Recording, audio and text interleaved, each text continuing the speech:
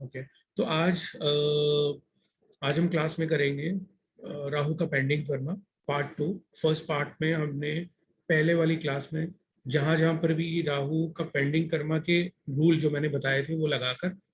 हमने राहु का पेंडिंग कर्मा किया था। और दूसरे पार्ट में हम आगे बढ़ेंगे और देखेंगे कि और कहाँ कहाँ पे हमको राहु की प्लेसमेंट वाइज कहाँ पे राहु हो सकता है और कौन से प्लेनेट कहाँ पर होते हैं जिससे हम राहु का पेंडिंग कर्मा निकाल सकते हैं। यानी राहु का कोई ऐसा कार्य जो कि जातक ने किया हो या जातक से पहले पिछली लाइफ में हुआ हो या जातक के फैमिली लीनेज में किसी ने किया हो, तो राहु का ऋण दिखाई देगा उसमें। तो राहु का ऋण देखने के लिए जैसे कि बड़ा ही न्यू एक चीज है, मतलब हर बार जैसे 9 ग्रह हैं, 9 ग्रह हैं, तो कोई देखेगा कि भाई बृहस्पति का ऋण, कोई बुध का ऋण, मंगल का ऋण, चंद्रमा का ऋण, मगर राहु केतु का भी ऋण होता है। तो राहु केतु के ऋण को समझने के लिए जो भी हमने चार पहली वाली ग्रामर क्लास की थी, आई थिंक 4 या 5 की, 4 या 5 की थी हमने, उसके अंदर जो जो भी हमने एक बेसिक पेंडिंग कर्मा का एक क्लास की थी, उसमें हमने राहु केतु के ऐसे कौन से कार्य हैं जो करने से राहु का ऋण लगता है, जो कि एक स्पिरिचुअल लेवल पे था और बेसिकली कर्मा लेवल पे था, एक कार्मिक लेवल पे था वो।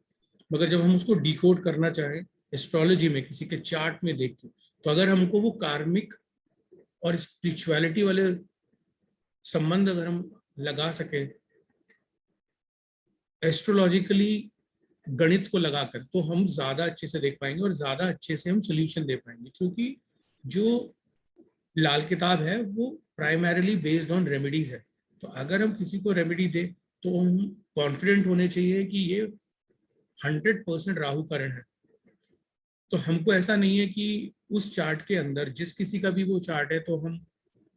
बृहस्पति का ऋण निकाल के कुछ बृहस्पति की कोई रेमेडी दे दें, या मंगल की दे दें, चंद्रमा की दे दें, सूर्य की दे दें, या शुक्र की दे दें। तो बेहतर होगा वो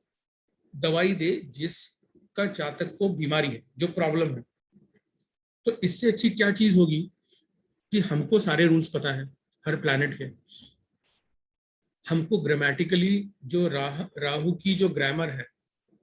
राहु से रिलेटेड और हर प्लैनेट से रिलेटेड जो बेसिक लाल किताब की ग्रामर है, हमने अगर वो ढंग से पढ़ी हुई है, ढंग से हमने वो किया हुआ है, तो वो वाला भाग ग्रामर वाला, और एक क्लास हमने जो स्पिरिचुअलिटी और कार्मिक लेवल पे की थी हर प्लैनेट के लिए, अगर हम उसको समझें और वो गणित वाला रूल जो मैं आपको हर 9 के 9 ग्रह का पेंडिंग कर्मा का बताता हूँ, अगर हम वो लगा लें तो ये बहुत ईजी हो जाता है कि राहु का पेंडिंग कर्मा कैसे निकालते हैं। और मेरे हर पेंडिंग कर्मा की क्लास में जो प्रेजेंटेशन एक एक हम मल्टीपल पीपीटीज देख रहे हैं, तो हर पीपीटी में हम कोशिश कर रहे हैं कि हर प्लैनेट को हम एक ग्राफिकल प्रेजेंटेशन में देखें, एक पिक्टोरियल प्रेजेंटेशन के रूप में देखें, ताकि हमको ज्यादा समझ में आए। तो हमको पता है कि कालपुरुष कुंडली के अनुसार लाल किताब में हर ग्रह का एक पक्का घर होता है। तो मैं अगर आप देखें तो सूर्य का पहला जो हमने लिख रखा है पहले घर में, तो ये सूर्य का पक्का घर है, क्योंकि सूर्य यहाँ पे एग्जॉल्टेड होता है, यहाँ पे सूर्य की अपनी राशि होती है। दूसरा घर जो वेल्थ का है बृहस्पति, वहां पे वो उसका पक्का घर है, क्योंकि बृहस्पति धन का कारक है। तो दूसरा घर वाणी है, दूसरा घर धन है, दूसरा घर कुटुंब है। तो जब जुपिटर दूसरे घर में होगा तो हम तो बेसिकली जुपिटर का पक्का घर होने से वहां पे जो जुपिटर के रूल्स मैंने सिखाए थे वो हमको मिलेगा कि क्या वहां पे जुपिटर का कोई ऋण है नहीं है। जहां जो भी हमने बृहस्पति के रूल किए हैं, ऐसी सूर्य के जो हमने रूल किए हैं, ऐसे हमने जो मंगल के रूल किए, यानी हमने पेंडिंग कर्मा देखा है हर हर ग्रह का। तो सबके अपने पक्के घर हैं। जुपिटर का दूसरा घर है, तीसरा घर मंगल है जहाँ का वो कारक होता है, चौथा घर चंद्रमा का है जहाँ का वो कारक होता है। फिर अगेन बृहस्पति, पांचवें घर का, छठे घर का केतु, सातवें घर का बुध और शुक्र, और आठवें घर का मंगल और शनि, जो कि ये शनि का हेडक्वार्टर है। ठीक है, 9वां जो घर है वो बृहस्पति का अपना पक्का घर है, 10वां घर शनि का है, 11वां घर फिर अगेन बृहस्पति का पक्का घर है, और 12वां घर राहु का है। तो अगर आपने गौर किया हो, जितने भी अब तक हमने 6 या 7 अभी हमने ग्रहों के पेंडिंग कर्मा किए हैं, तो इवन जो जो ग्रहों के पक्के अपने घर भी है, हमने वहां वहां पे भी कुछ कुछ जगह एक्सेप्शनल रूल्स पढ़े कि वहां पर भी ऋण निकलता है। और जो कि आज हम राहु के में भी ऐसा करेंगे कि ऐसी क्या क्या कंडीशन है कि इवन पक्के घर में भी हमने कुछ देखा कि ऐसे क्या कॉम्बिनेशन निकल के आते हैं कि वहां पर भी वो ऋण निकलता है। तो अगर ग्रामर हमको ढंग से पता है, हमने पहले वाले जितने भी क्लासेस अब तक हम कर चुके हैं, और हमको हर प्लैनेट का पक्का सर घर। लाल किताब में जो ग्रामर बोलते हैं वो चीज मतलब रूल्स को ग्रामर बोलते हैं, ये करेक्ट क्या है? करेक्ट करेक्ट करेक्ट, जब हम रूल्स को ही ग्रामर बोलते हैं। जो हम लाल किताब की व्याकरण की बात करते हैं तो उसमें बहुत कुछ आता है ना, मसनूई प्लैनेट आता है, दृष्टियां आता है, ठीक है, बहुत सा जो जो जो भी हमने किया है वो सब ग्रामर का पार्ट है वो। तो बेसिकली क्या है कि किसी भी किताब में आप देखेंगे तो जो ग्रामर लिखी हुई है, तो अगर ग्रामर जनरली हमको याद नहीं रहती है, ग्रामर इज लिटिल डिफिकल्ट, और ग्रामर तक के बाद ही लाल किताब को छोड़ दिया जाता है, उसके बाद थोड़ा डिफिकल्ट हो जाता है। पहली बात तो ये कि ग्रामर लिखी हुई है मगर ग्रामर याद भी नहीं रहती है, क्योंकि बहुत हैवी टेक्स्ट है लाल किताब, बहुत कुछ लिखा हुआ है, बहुत बहुत अलग अलग लाल किताब के ग्रंथों में अलग अलग तरीके से बहुत बातें लिखी हुई हैं। ठीक है, तो एक तो याद नहीं रहता, समझ में नहीं आता है। तो जब हमने जो जो भी हमने व्याकरण से रिलेटेड जो हमने पहले 4 क्लासेस की थी, चाहे वो सोया हुआ ग्रह किया था, सोया हुआ घर किया था, उनका एक्टिवेशन समझा था, उनकी एजिस के बारे में हमने समझा था, हमने दृष्टियों को समझा था। एक थी हमने बेसिक दृष्टियां की थी और एक हमने एडवांस दृष्टियां की थी। हमने वक्र दृष्टि की थी, उस दृष्टियों का मतलब क्या होता है हमने वो समझा था। ठीक है, और जैसे हर क्लास में मैं आपको वर्षफल की भी कुछ कुछ टेक्निक्स बता रहा हूँ कि वर्षफल को भी देखकर आप कैसे कहीं ना कहीं कैसे प्रिडिक्शन कर सकते हैं, तो आपको वो भी आइडिया व्याकरण से ही लगता है कहीं ना कहीं। और जो इवन व्याकरण में तो फ्रेंडशिप और एनिमिटी भी आती है, दोस्ती और शत्रुता भी आती है। तो अगर वो हमको पता है, दृष्टियां हमको पता है, हमने क्या किया था, बुनियाद के ग्रह का कॉन्सेप्ट किया था, टक्कर के ग्रह का कॉन्सेप्ट किया था, सांझी दीवार के ग्रह का कॉन्सेप्ट किया था हमने। उसके अंदर हमने कम से कम 4 या 5 क्लासेस की थी, बहुत कम से कम 2-2 ढाई घंटे की हमने एक एक क्लास की थी। तो जैसे मैं हमेशा कहता हूँ कि मेरी क्लास में अगर 4 से 5 जो पहली क्लासेस थी, बिल्कुल अगर आप उनकी सबकी पीपीटी निकाल कर उनका उनका कलर प्रिंट आउट निकाल लेंगे तो आपको आसानी होगी बाद की क्लासेस में, आपको इजी रहेगा अगर आप सामने रखेंगे तो। उसको हमेशा के लिए आप अपनी डेस्क पे रखो, जितने भी मैंने रूल बताए थे, तो आपको आसानी रहेगी, भूलेंगे नहीं आप लाल किताब के रूल्स को भूलेंगे नहीं। क्योंकि अगर उसको प्रैक्टिस में नहीं लाएंगे तो भूल जाएंगे। तो अगर इसको प्रैक्टिस में लाएंगे तो सबसे बड़ी बात है कि तो आपको देखिए, किसी का भी चार्ट देखते हैं ना, तो सबको लगता है कि देखिए कई कई कंसल्टेशन आपके पास सिर्फ इसलिए आएगी कि आपसे वो पेंडिंग कर्मा जानना चाहेंगे। अगर आपको रूल्स पता है तो आपको शायद वो पीपीटी देखनी भी ना पड़े, और आपको लगता है हम भूल गए, तो आप उन पीपीटी की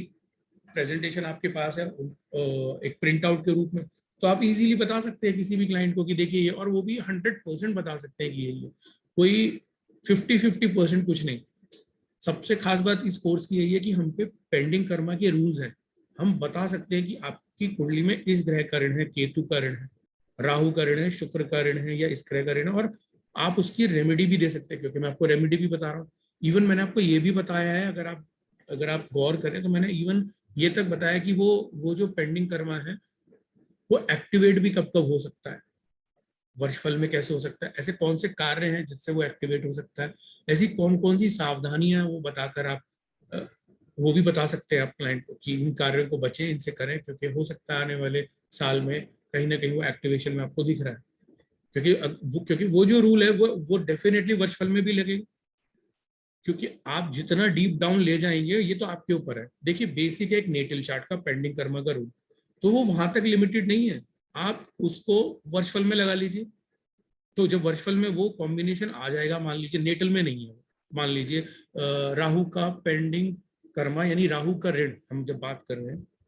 वो नेटल चार्ट में नहीं, लकीली। और आपके पास जब क्लाइंट आया, क्लाइंट ने पूछा और आपने वर्चुअल कुंडली देखी उसी साल की और अगली, आपको दिख गया उसके अंदर कि ये रूल वर्चुअल में लग रहा है, तो आप वर्चुअल में उसको आगाह कर सकते हैं, वर्चुअल में बता सकते हैं कि क्या कार्य है करने चाहिए और क्या कार्य नहीं करने चाहिए, और रेमेडी भी बता सकते हैं। सबसे बड़ी बात यह है इस कोर्स में, इसकी खासियत यही है कि आपको जो रूल्स बताए हैं वो आपको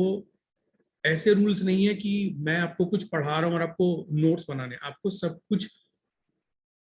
पीपीटी के रूप में मिल रहा है, रिकॉर्डिंग के रूप में मिल रहा है। आपको बस इतना ही करना है, उनका आप प्रिंट आउट निकाल लें, अपने पास रख लें और उसको प्रैक्टिस में लाएं। आप अपने फ्रेंड्स जितने भी हैं, फैमिली मेंबर्स हैं, उनके चार्ट में देखें, एटलीस्ट पेंडिंग कर्मा ढूंढने की तो कोशिश करें क्या है, एटलीस्ट पता तो चले कि क्या है, तो आपको पता चल जाएगा। इवन आप अपने फैमिली रिलेटिव्स जो हैं, जिनको आप जानते हैं, जो अपनी बर्थ डिटेल आपके साथ शेयर कर सकते हैं, और आप मान लीजिए कोई कोई परेशान चल रहा है, ठीक है, या तो कह लो हेल्थ वाइज, या कह लो वेल्थ वाइज, या कोई और कारण हो सकता है, तो आपको कुंडली में दिख जाएगा आपको वो ऋण चल रहा है। आप ऋण का उपाय बता सकते हैं ना, इस ऋण का ये उपाय करके आप उस प्रॉब्लम से बाहर निकालने की एटलीस्ट कोशिश कर सकते हैं, आप बता सकते हैं। तो सबसे अच्छी बात ये ना, पेंडिंग कर्मा पता चल गया आपको, उसका उपाय पता चल गया, और क्या चाहिए। क्योंकि कई बार यही तो होता है, हम क्यों फंसते हैं कि एक तो प्रॉब्लम ये आती है, हमको ये नहीं पता होता कि एक तो उपाय दें तो क्या दें और किस चीज का दें और क्यों दें। इसमें हमारे पास सब चीज के आंसर है, क्या दें वो भी बताएं, क्यों दें वो भी बताएं, किस चीज का उपाय करवाएं हमको ये भी बताएं। क्योंकि हमको क्यों पता है वो तो हमें पेंडिंग कर्मा का, जितने भी मैंने बताया रूल्स, कि वो